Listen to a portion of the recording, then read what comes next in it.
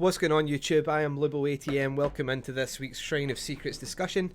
This is going to be a weekly upload where we look at the Shrine of Secrets for that week, go through all of the perks that the entity is offering us, and work out if it is worth your hard-earned shards to purchase any of them on display. So we'll get started. Shouldn't be too difficult this week because it's a pretty good shrine, to be honest, compared to ones over the past week. There's some good perks here. There's some other perks here. But yeah, so we'll start off at the top, work our way around clockwise. So the first perk on the shrine is Borrowed Time. So you are fueled by unexpected energy after saving an ally from the hook within the killer's terror radius.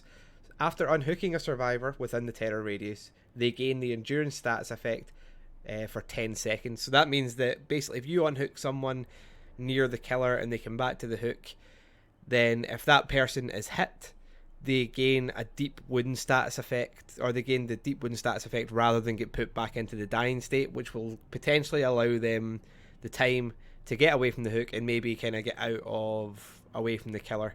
So this is just an all-round excellent perk. It's a bill teachable. If you haven't got bill and you haven't used it to get Borrowed Time, I would definitely do it. And if you don't have bill, then I would definitely recommend buying it in the shrine.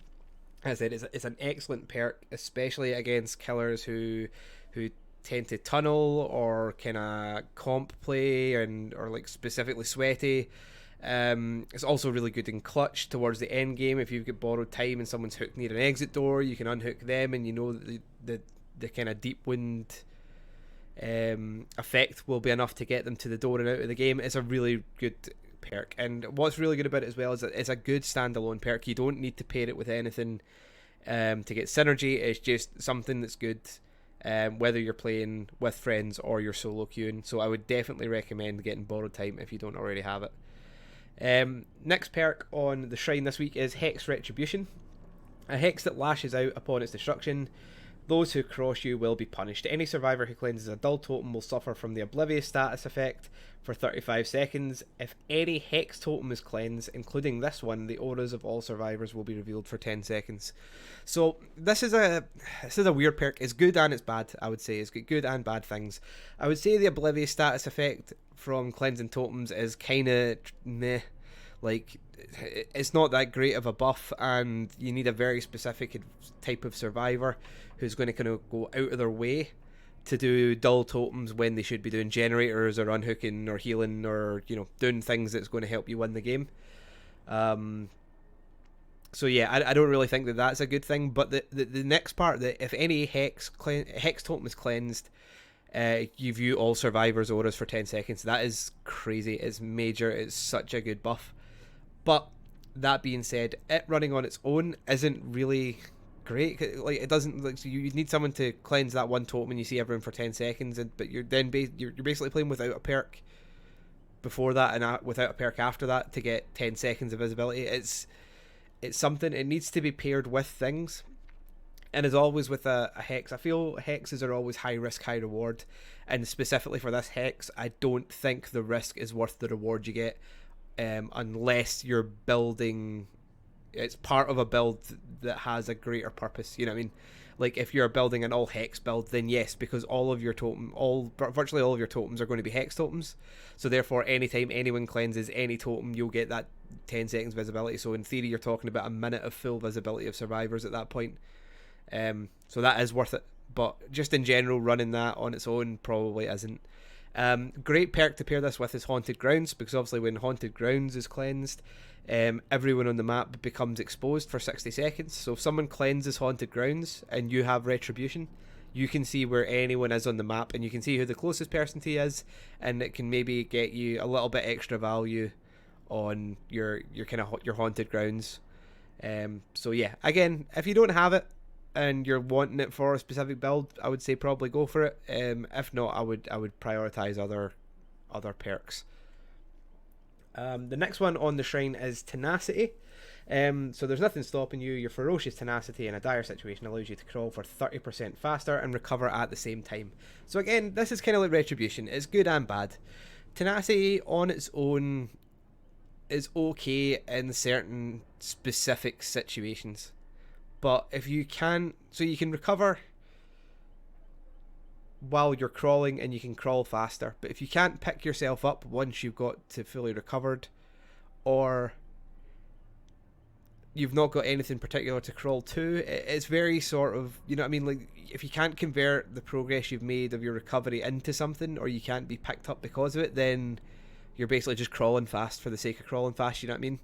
But at the same time, same with Retribution, if you pair it with the right perks, it can be a really, really strong perk. So you could pair it with Unbreakable. So not only then are you getting 30% faster crawler speed and recover while you're crawling, but you can also recover faster with Unbreakable and pick yourself up. Or you could run it with Soul Guard, similar idea. You can pick yourself back up with that perk. You could run it with a kind of flip-flop power struggle combo where your recovery progress is turned into wiggle progress, which you can then use to activate power struggle. Things like that. It's good as part of a build, or it's good paired with other perks. But I would say on its own, it's not the best. So again, that's another one. If you don't have it, and if you've got the other ones, you've got Retribution and you've got Borrowed Time, then yeah, I would say yeah, you could pick it up. But again, if you're trying to get blood points for something, or you don't have Borrowed Time, I would definitely prioritize the blood points or Borrowed Time, probably. Zanshin Tactics. I'm not going to spend a lot of time talking about Zanshin Tactics. So it unlocks potential in one's aura reading ability. You're mentally alert and are aware of key points on the battlefield. Aura of pallets, breakable walls, vault locations are revealed for 24 meter range. When you damage a survivor, Zanshin Tactics becomes inactive for 40 seconds. This perk is garbage. Please do not buy it. It's basically windows of opportunity for a killer, but if you hit a survivor, it becomes inactive. So if you're in a chase and you've hit someone and they've left a tile and went to another tile, you're now not going to be aware. If you're running this because you want to know where pallets and windows are, you're now not going to see those pallets and windows, and it's a complete waste of time. Just don't buy Zanshin Tactics. Don't run Zanshin Tactics. Just ignore it. It doesn't exist. It's an Oni perk, and if you're going to get any of Oni perks, maybe get Nemesis instead. I don't know. But don't get Zanshin Tactics, and don't run it. So yeah, that's this week's Shrine. As I said, get some pretty decent perks. I would say in terms of what should you get, I would definitely say Borrowed Time is the best perk on this Shrine, and that should be your priority for Killer or Survivor. And from a Killer point of view, prioritize Hex Retribution over Zanshin Tactics. In fact, that's the only Killer perk on this Shrine, guys. Right, Zanshin Tactics isn't here. So yeah, again, I would rather spend the 2,000 shards getting an extra blood points than spend it on Zanshin Tactics, and I think that should be what everyone else should do as well. So yeah, I would say these three will all get you value. If you don't have them, they're definitely worth picking up, and I would say yeah, you'll get value out of them. So yeah, that would be my sign off. Get these three, don't get this, and get this one first, basically. So that's been it. So we'll be back next week with next week's Shrine. Hopefully it's a good one, and Zanshin Tactics isn't part of it. As always, please like, share and subscribe to the channel. It really helps with the algorithm and get me up the directory, which is always greatly appreciated. I am not entirely sure what my next upload will be. It might be another Is It Legit though. It might be the first video in the Know Your Enemy series, so look out for that one, and I will see you soon. Peace out.